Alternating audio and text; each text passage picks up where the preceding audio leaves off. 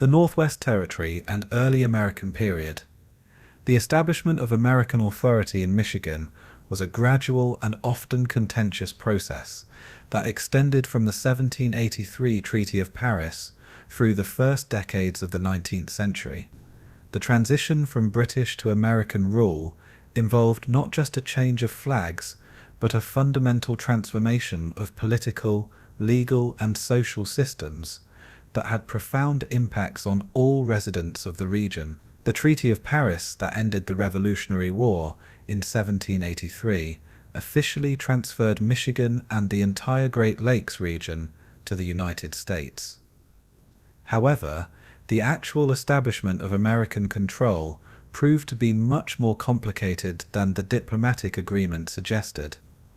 The British, reluctant to abandon profitable trading posts and unwilling to abandon their Native American allies, found various pretexts for delaying their withdrawal from the region. The first major step toward establishing American control over the region came with the Northwest Ordinance of 1787, one of the most important pieces of legislation in early American history. The ordinance established the legal and political framework for governing the territories north of the Ohio River and east of the Mississippi River, including present-day Michigan. The Northwest Ordinance created a system for territorial government that would eventually lead to statehood. It divided the Northwest Territory into administrative districts and provided for the appointment of territorial governors and judges by Congress. More importantly, it established principles that would guide American territorial expansion. The territories would eventually become states equal to the original 13 states, slavery would be prohibited in the territories, and civil liberties would be protected. The decisive moment came with Jay's Treaty in 1794, which finally resolved many of the outstanding disputes between Britain and the United States, left over from the Revolutionary War. Under the treaty, the British agreed to evacuate their posts in American territory by June 1796, while the Americans agreed to honor debts to British merchants and to allow British traders to continue operating in American territory. In July 1796, American forces under the command of Colonel John Francis Hamtramck finally took control of Detroit, ending more than 30 years of British rule. The transfer was peaceful, reflecting both British acceptance of American sovereignty and American recognition that they needed to accommodate the existing population of French settlers, British traders, and Native Americans. The establishment of American control in Detroit marked the beginning of a new era in Michigan's history, but it also created new challenges and tension. The American territorial system was based on different legal and political principles than either the French or British systems that had preceded it. American officials had to learn to govern a diverse population that included French Catholics, British Protestant traders, Métis families, and numerous Native American communities, each with their own languages, customs, and legal traditions. One of the most immediate challenges was establishing a functioning legal system. The Northwest Ordinance guaranteed that civil and criminal laws would be based on common law principles, but the existing population was more familiar with French civil law and British colonial practice. American territorial judges had to develop new legal procedures that could accommodate these different traditions, while establishing American legal authority. The Americans faced a fundamental dilemma in their Indian policy. The Northwest Ordinance promised to respect Native American rights and property, but American expansion inevitably required access to Native American lands. The resolution of this dilemma would shape much of Michigan's early American history. The situation changed dramatically after the Battle of Fallen Timbers in 1794, when American forces under General Anthony Wayne decisively defeated a Native American confederation in northwestern Ohio. Wayne's victory was followed by the Treaty of Greenville in 1795, which established American control over most of Ohio and parts of Indiana, while recognizing Native American sovereignty over the rest of the Northwest Territory, including most of Michigan. The Treaty of Greenville was significant for Michigan because it established the principle that Native American lands could only be acquired through negotiated treaties, not through conquest or unilateral seizure. This principle would guide American-Indian relations in Michigan for the next several decades.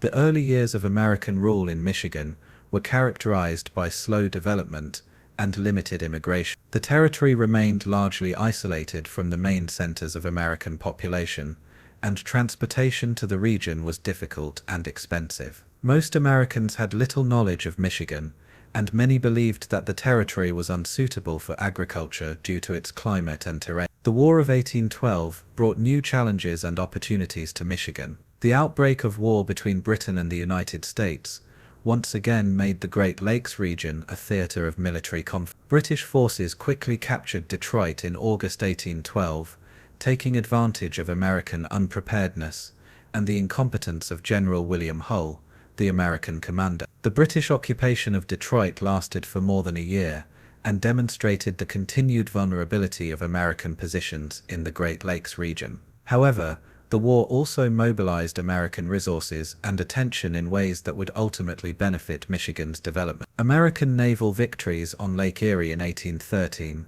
and the subsequent recapture of Detroit marked the turning point of the war in the Great Lakes region. The final American victory in the war established unquestioned American sovereignty over Michigan and ended British influence in the region. More importantly, the War of 1812 focused American attention on the strategic importance of the Great Lakes region and led to increased federal investment in transportation, fortifications, and territorial development. The war demonstrated that American control of the Great Lakes was essential for national security and encouraged policies that would promote settlement and development.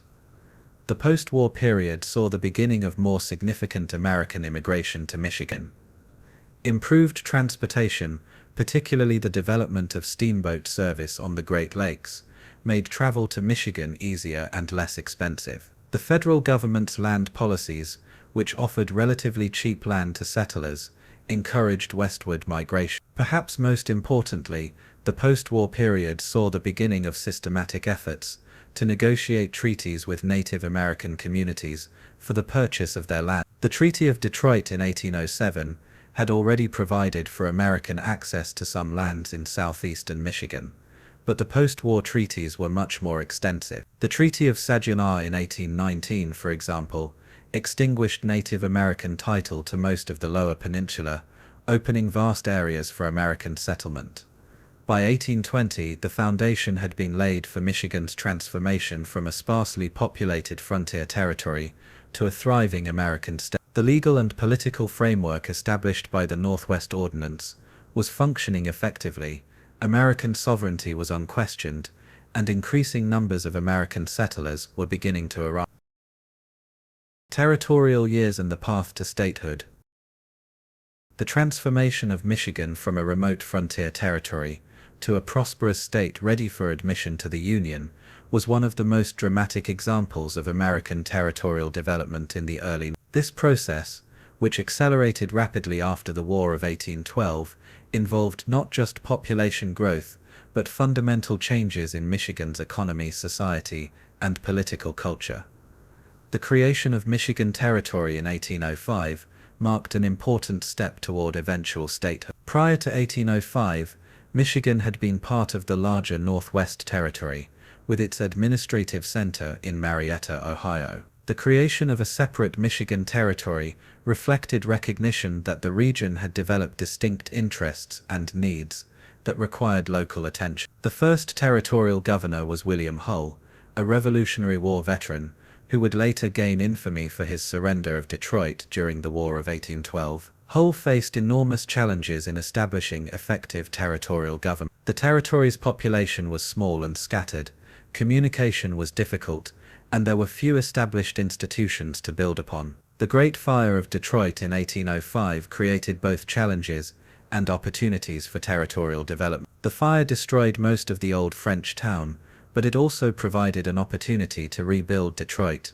according to more modern urban planning principles. Territorial Judge Augustus Woodward developed an ambitious plan for the new Detroit, featuring wide boulevards radiating from central squares in a pattern inspired by Washington, D.C. The completion of the Erie Canal was perhaps the single most important factor in Michigan's rapid development during the 1820s and 1830s. The canal provided a direct water route from New York City to the Great Lakes, dramatically reducing the cost and difficulty of transportation to Michigan. What had previously been a weeks-long journey over difficult roads could now be accomplished in a matter of days by comfortable steamboat.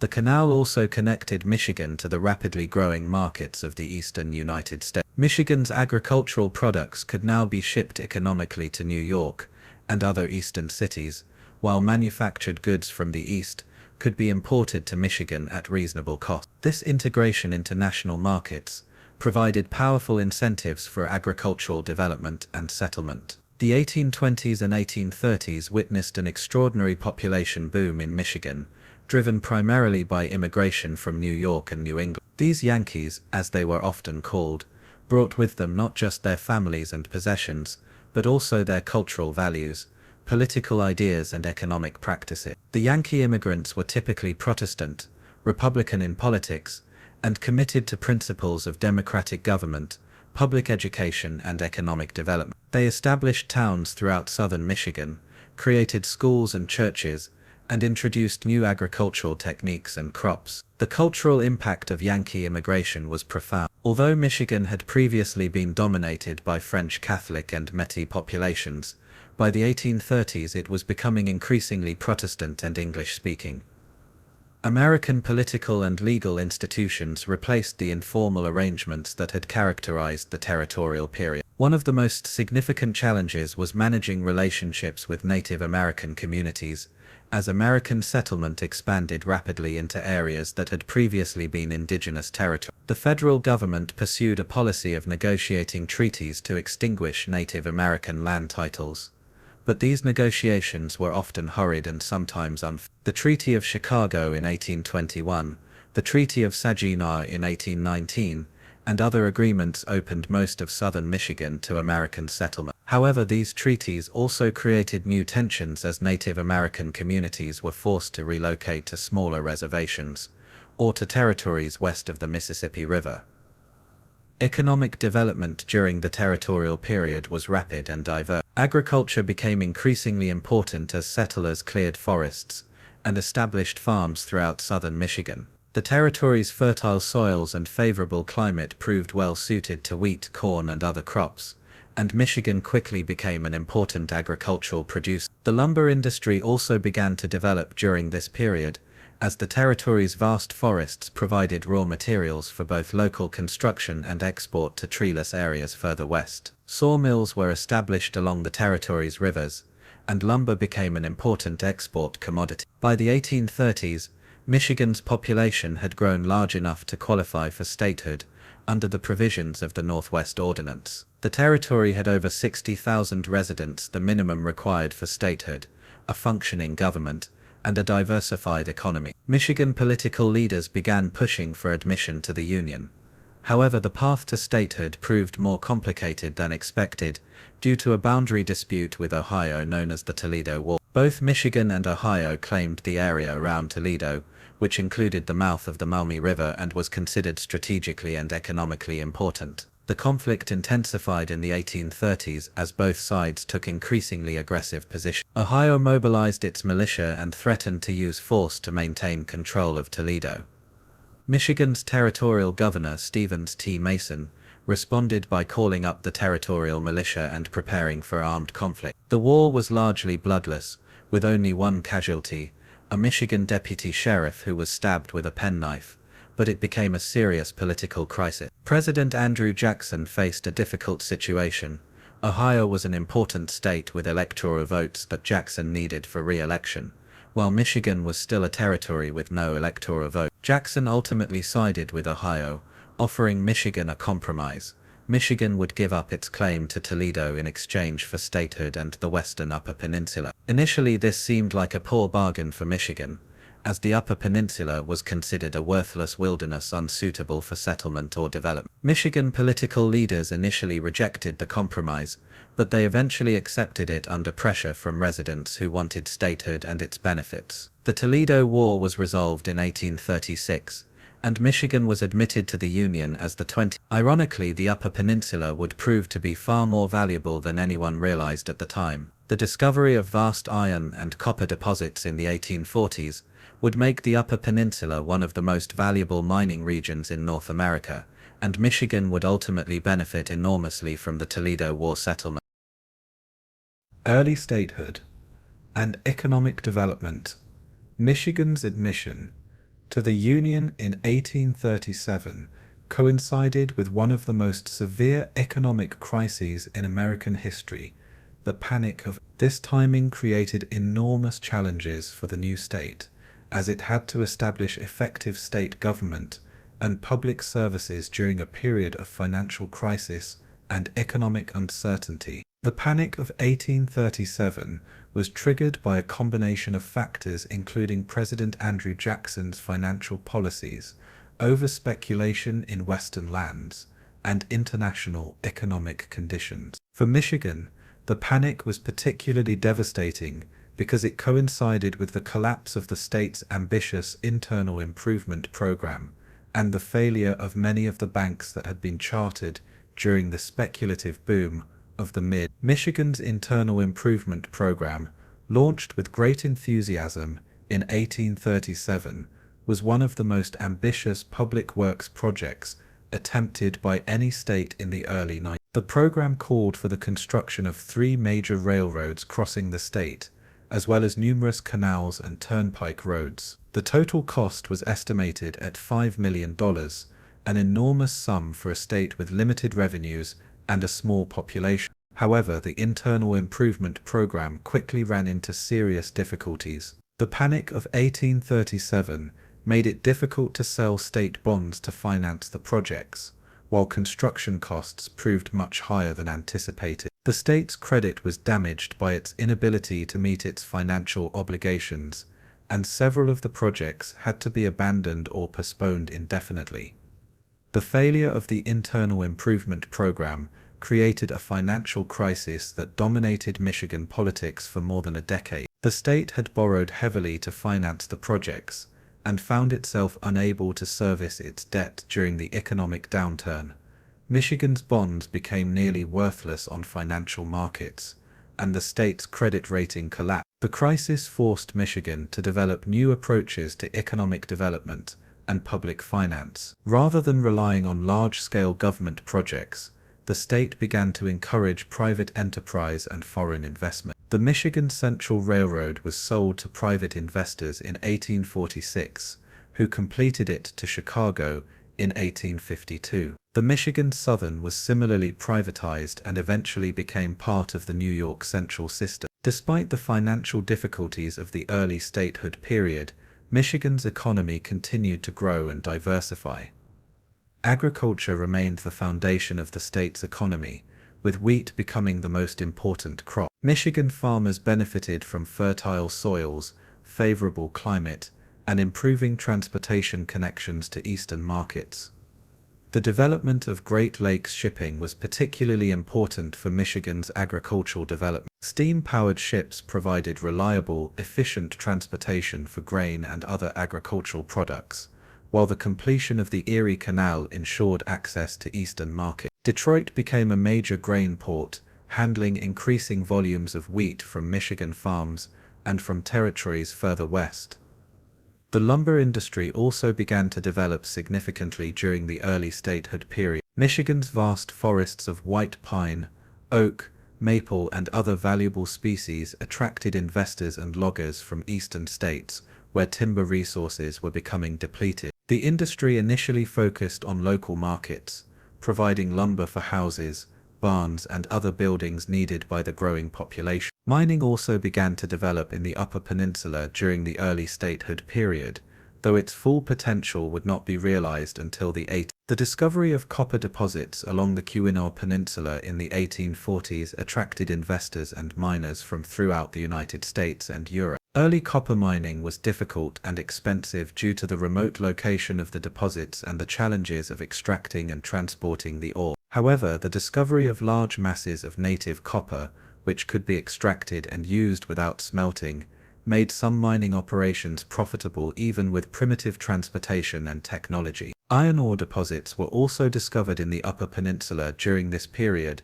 though large-scale iron mining would not begin until the Marquette Iron Range was first surveyed in the 1840s, but the remoteness of the deposits and the lack of transportation infrastructure initially limited development. The early statehood period also saw important developments in manufacturing. Detroit began to develop as a manufacturing center, taking advantage of its location at the hub of Great Lakes transportation and its access to raw materials from throughout the region. Early manufacturing focused on processing agricultural products and producing goods for local markets. Despite these challenges, Michigan's economy showed remarkable resilience and growth during the early statehood period. The state's population continued to grow rapidly, reaching over 4. Economic diversification provided some protection against the boom and bust cycles that characterized single-industry economies. By 1850, Michigan had successfully weathered the challenges of early statehood and established itself as an important and growing state within the Union. The foundation had been laid for the dramatic economic and social developments that would characterize the second half of the 19th. The lumber era and resource extraction. Michigan's transformation into one of America's leading lumber-producing states between 1850 and 1910 represents one of the most dramatic examples of large-scale natural resource extraction in American history. The lumber boom not only fundamentally altered Michigan's landscape and economy, but also created social and cultural patterns that would influence the state's development long after the forests were gone. The Michigan lumber industry built upon the foundation established during the territorial and early statehood periods, but the scale and intensity of operations increased dramatically after. Several factors contributed to this expansion: the completion of railroad networks that connected Michigan's forests to national markets, the development of more efficient logging and milling technologies, the depletion of timber resources in eastern states, the enormous demand for lumber created by westward expansion and urban growth. The industry was centered on Michigan's vast forests of white pine, which covered millions of acres throughout the northern Lower Peninsula and much of the Upper Peninsula. White pine was particularly valuable because it was lightweight, easy to work, and naturally resistant to decay. It was ideal for construction lumber and was in high demand for building houses, barns, and commercial buildings throughout the treeless Great Plains. The typical pattern of lumber industry development involved several stages. First, timber cruisers would survey forested areas to identify the most valuable stands of timber. Once valuable timber areas were identified, companies would acquire timber rights through purchases from the federal government, state government, or private landowners. After acquiring timber rights, companies would establish logging camps in the forest area. These camps were typically temporary settlements that operated during the winter months, when snow and ice made it easier to transport heavy logs. The camps housed hundreds of workers, including loggers, cooks, blacksmiths, and other support personnel. The work of logging was dangerous and physically demanding, requiring great skill and experience. During the spring, when winter snows melted and rivers ran high, the logs would be driven downstream to sawmills located at river mouths or railroad junctions. These river drives were spectacular events that required great skill and courage from the river drivers, who guided millions of logs downstream. The sawmills where the logs were processed into lumber were among the largest industrial enterprises in mills like those in Saginaw, Bay City, Muskegon, and Grand Rapids employed hundreds of workers and operated around the clock during the logging season. The scale of lumber production was enormous. At its peak in the 1870s and 1880s, Michigan produced more lumber than any other state, with annual production reaching over 4 billion board feet. The Saginaw Valley alone produced over 1 billion board feet annually during peak years, making it one of the most productive lumber regions in the world.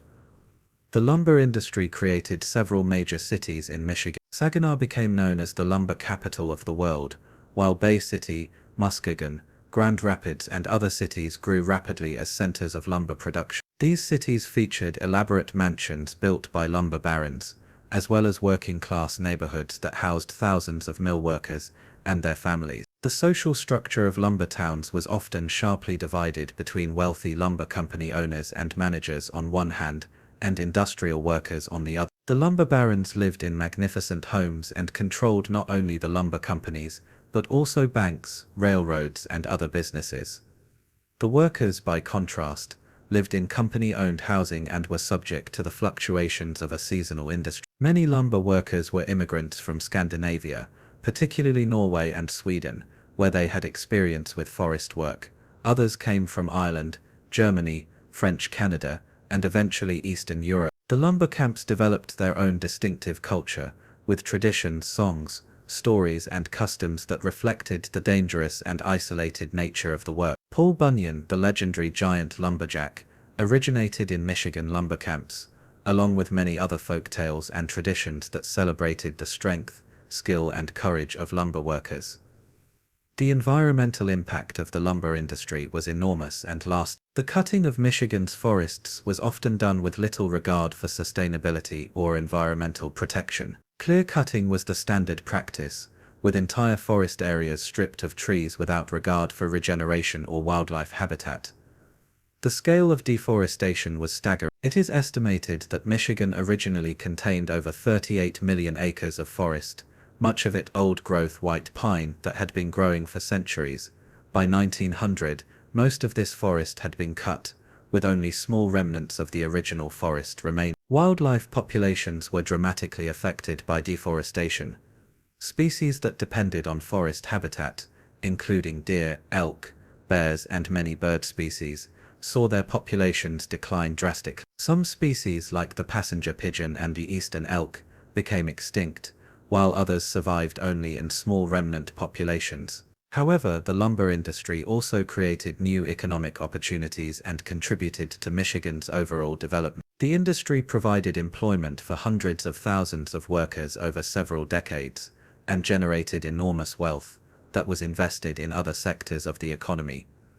By 1900, Michigan's lumber industry was in decline, as the most accessible and valuable timber had been cut. Some companies moved their operations to other states with remaining forest resources, while others diversified into other industries. The cut-over lands left behind by the lumber industry presented new challenges and opportunities for Michigan's future development. The lumber era in Michigan represented both the opportunities and the costs of large-scale natural resource extraction. The industry created enormous wealth and supported the state's economic development, but it also demonstrated the environmental and social costs of unregulated resource exploitation.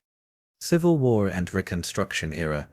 Michigan's participation in the American Civil War represented a pivotal moment in the state's history, demonstrating its full integration into the Union, while simultaneously accelerating social, economic, and political changes that would shape its future development. The state's commitment to the Union cause was overwhelming, and Michigan's contributions to the war effort were substantial and significant. When the war began in April 1861, Michigan responded with immediate and enthusiastic support for the Union.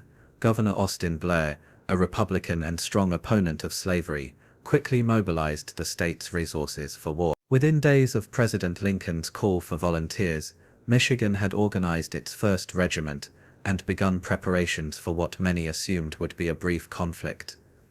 The speed and enthusiasm of Michigan's response reflected several factors. The state's population was largely composed of immigrants from New York and New England, who brought strong anti-slavery sentiments with them. The Republican Party, founded in part in Michigan, dominated state politics and was committed to preventing the expansion of slavery. Additionally, Michigan's economy was closely tied to the industrial North, rather than to the agricultural South. Michigan's military contribution to the Union cause was substantial. Over the course of the war, Michigan provided approximately 90,000 soldiers to the Union Army, representing about 20% of the state's total population, and a higher percentage of military-age men than most other states. This represented one of the highest rates of military participation in the Union. The state organized 32 infantry regiments, 11 cavalry regiments, 1 regiment of engineers and mechanics, 1 regiment of sharpshooters, and 14 batteries of artillery. Michigan units served in all the major theaters of the war, from the Virginia campaigns to Sherman's march through Georgia and the Carolinas.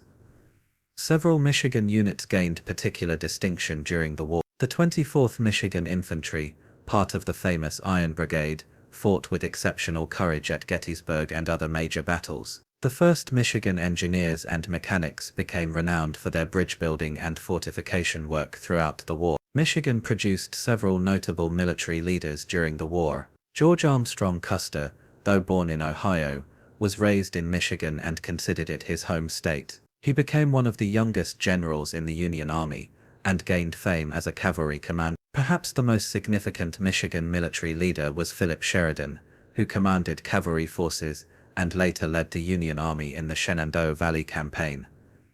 The home front in Michigan was thoroughly mobilized for the war effort. The state government, under Republican leadership throughout the war, provided strong support for military recruitment, war finance, and support for soldiers' families. Women played crucial roles in supporting the war effort, organizing soldiers' aid societies, and serving as nurses in military hospitals. The war significantly accelerated Michigan's industrial development. The demand for military supplies, equipment, and provisions created new opportunities for Michigan manufacturers. Detroit became an important center for military production, manufacturing everything from uniforms and boots to artillery and ammunition. The lumber industry was particularly important to the war effort, providing wood for military construction, railroad ties, and shipbuilding. Agriculture also expanded during the war years, despite the loss of farm workers to military service. Michigan suffered significant casualties during the war. Approximately 14,000 Michigan soldiers died during the conflict, about 15% of those who served. These losses affected communities throughout the state, and left thousands of widows and orphans who required continuing support. The economic impact of the war on Michigan was generally positive, despite the costs and disruptions. The demand for Michigan products stimulated economic growth and encouraged diversification. The state's industrial capacity expanded significantly during the war years, laying the foundation for post-war economic development. The political impact of the war in Michigan was profound and lasting. The Republican Party's leadership during the war solidified its dominance in state politics for decades to come. The war also strengthened federal authority and the role of the national government in state affairs. Michigan's experience during the Civil War demonstrated the state's full commitment to the Union and its integration into the national political and economic system. The war accelerated industrialization, encouraged immigration, and strengthened institutions that would support continued growth and development.